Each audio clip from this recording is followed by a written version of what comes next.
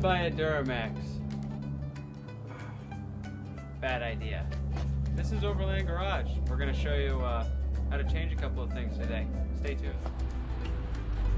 So, I was driving down the road and show you the short little clip of what's going on, but yeah, so this little thing right here is a big issue if you don't fix it. This is the crankshaft position sensor connector, and we're going to fix it. So, let's do it.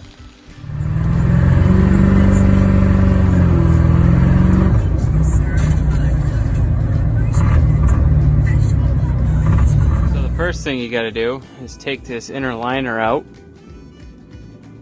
and it's out, and there's 50 million of those little push pins, and once you take that out, the sensor is way right there in this area.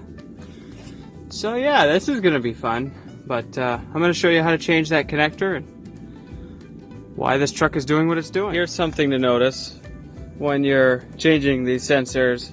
This sensor right here is color coded, and these wires are all the same color. So you're going to need to pay attention when you're hooking these wires back up, that you're hooking them up as they're pinned in this connector. Otherwise this truck will not run. Now also, you need to know what these do. One of these is a signal, this one's a ground, and this other one is a signal to the other sensor. So if you get these things backwards, it's going to be sending signals to the wrong stuff, and the ECM won't be able to figure it out. So it's very important that you understand what these three wires do. As you can see, that connector is way in there. It's running now, and it seems to be good. So we're going to take it for a test drive after I put this whole wheel assembly back on, and we'll see how we did.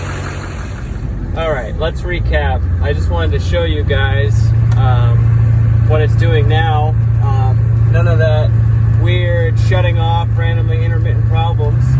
And when you give it throttle, it's perfect.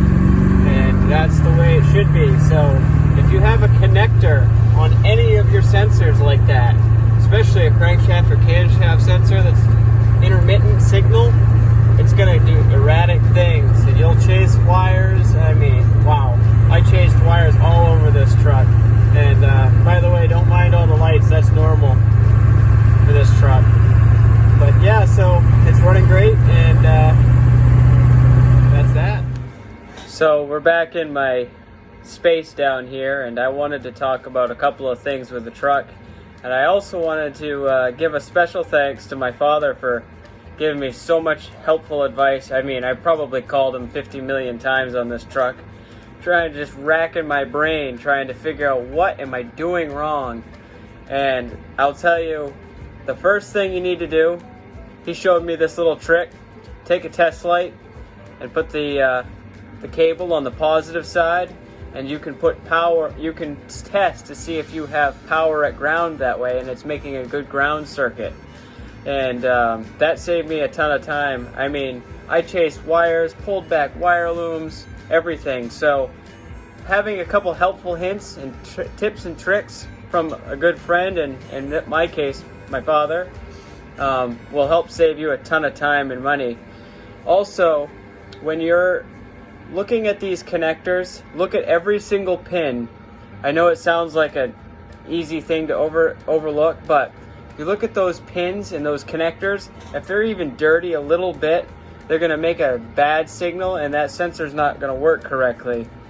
And also, like I said before, you need to make sure when you're wiring something that you know exactly which wire is going to what. This truck is very particular on using those connections to make a perfect signal. And then one more mistake that I made, and it's a very easy thing to do. Just because you have ground doesn't mean you have the right ground. So the ECM on that truck has its own bonding and grounding system, which means the ground system runs through the computer, and the computer controls the ground circuit for the sensors. I originally took a ground wire out of that sensor and ran it to the motor.